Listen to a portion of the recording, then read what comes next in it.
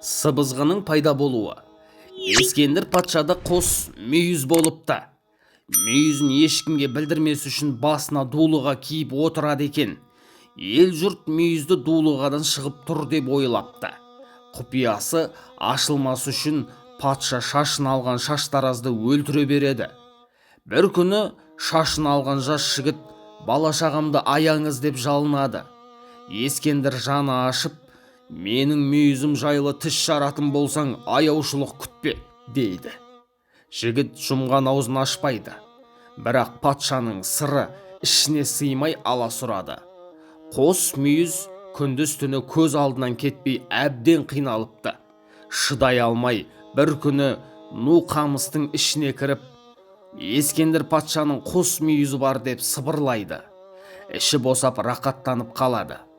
Бір күні патша аң аулап жүріп, алыстан Ескендір патшаның қос мүйізі бар деген дауысты естиді.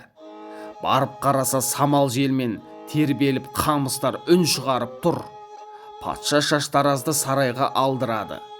Ол ант су ішіп ешкімге тіс жармағанын, тек қамыс арасында ғана жай сыбырлағанын айтады. Сонда патша: тісіңнен шығарма деп ескерттім.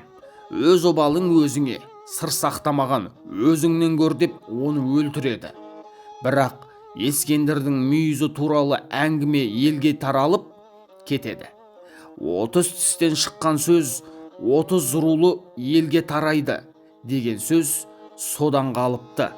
Қамыстың жел тербесе ән салатын қасиетін білген жұрт кейін келе сыбызғы аспабын жасаған екен.